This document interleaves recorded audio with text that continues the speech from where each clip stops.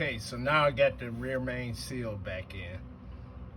What I did is I used this little tool to kind of gently press back in there, kind of work the seal around the crankshaft to get it to kind of slide in. So it's kind of hard to explain because I'm doing it with a cell phone.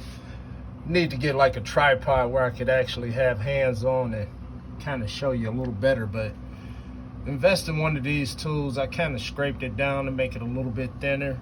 And what I did is kind of compress the bottom seal right here. This right here, this is the old seal. You know, when you get a new rubber piece, it's a lot fatter than this. And so what I did is I took a razor blade and just kept kind of shaving it off, put it up there, try and play with it. If it's too tight, then I take it back off, shave it off a little bit more, particularly on the corner edges. If you, let's see, the corners right here, I kind of took some with just a little sharp razor blade and just kept chipping away on that bottom seal that sits at the oil pan. So I did that, placed it up there with one hand, used the other hand to use this tool to just kind of guide it.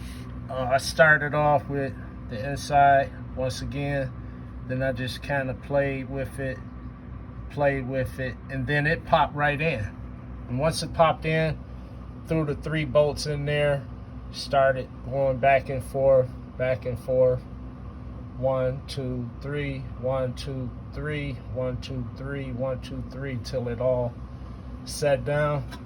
Then once it sat down, it looked good, but I went ahead and put a little extra silicone around the bottom just because this is such a big job. And I just felt better. You know, there's a gasket behind here that I showed you earlier. So that gasket is on there.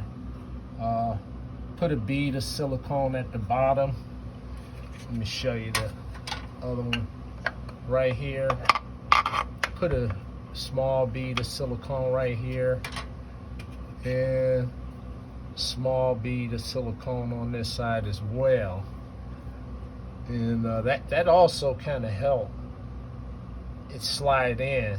But make sure you clean the surface off real good with a razor blade. Spray some brake cleaner on there, get it clean before you install it. So that's it. So now we're getting ready to put the flywheel back on and lift the transmission up, rebolt it up to the engine, put the torque converter bolts on, the starter.